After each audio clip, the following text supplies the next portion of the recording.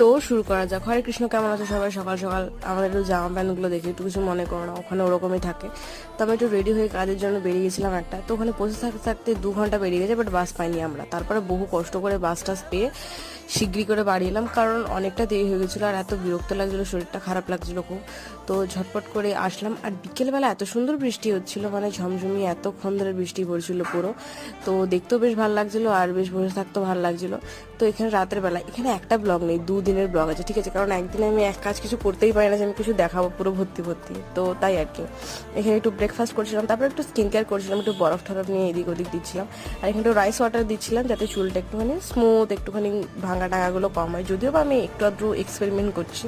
তো এখানে আমি আমার ট্যাটু দেখাচ্ছিলাম, যেটা আমি পেন দিয়ে বসে বসে এঁকেছি, যদি ভালো লাগছিলো। আর এখানে আমি বারবার চেষ্টা করছিলাম যে ফোকাস হয়ে যাক, বাট ফোকাস নিচ্ছিলই না, আমার লাইফের মতন ফোকাস নিচ্ছিল না।